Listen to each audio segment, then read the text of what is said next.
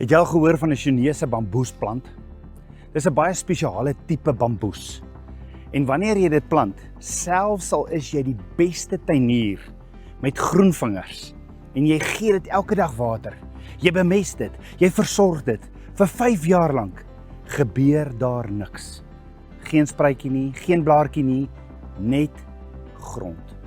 En dan skielik, na 5 jaar, binne 'n paar weke, skiet dit op en groei dit tot 25, 30 meter hoog. Nie 3 meter nie, 30 meter. Jy sien mense wat jou as tuinier al die tyd dopgehou het en gedink het jy's mal omdat jy elke dag dieselfde stuk grond nat gooi, sê dan, "Wow, kyk net, hierdie oornagse sukses." Maar dit was nie oornag nie, want in daardie 5 jaar het iets gebeur wat niemand kon sien nie. In die diep wortelstelsel was daar groei. 'n Fondasie wat sterk genoeg is om daardie groot verstommende hoogtes van bamboes te kan dra. En dit bring my by Josef. Josef was ook geplant met 'n doel. Maar Vader het vir hom drome gegee, groot drome. Maar toe lyk dit asof niks van daardie drome waar word nie. Hy word deur sy eie broers in 'n put gegooi. Hy word verkoop. Hy beland in die tronk vir iets wat hy nie eens gedoen het nie. Vir 13 jaar lank voel dit asof Josef onder die grond is, soos daardie bamboes. Maar wat mense nie gesien het nie, is dat Abba Vader besig was om 'n fondament in Josef te bou, in die put, in die tronk, in die stilte. En Abba Vader het karakter, getrouheid en geloof in Josef gevorm, sodat toe dit tyd aanbreek, Josef nie net uit die tronk kon kom nie, maar in een oomblik tweede in bevel word oor Egipte. Dit was nie oornagse sukses nie. Dit was jare van voorbereiding. Daar was trane, daar was alleenheid, daar was vrae. Maar net soos die bamboes was Abba Vader besig om Josef reg te maak vir die droom wat hy nog altyd vir hom gehad het.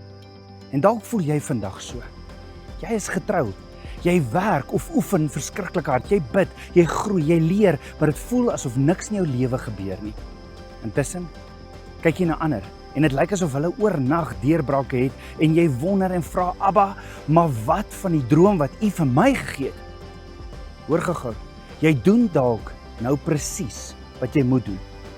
Maar in die stil seisoen bou Abba Vader wortels in jou lewe, in jou karakter, volharding en geloof.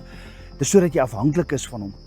Dinge wat niemand sien nie, maar wat alles gaan dra, groot vrug, wanneer jou tyd kom.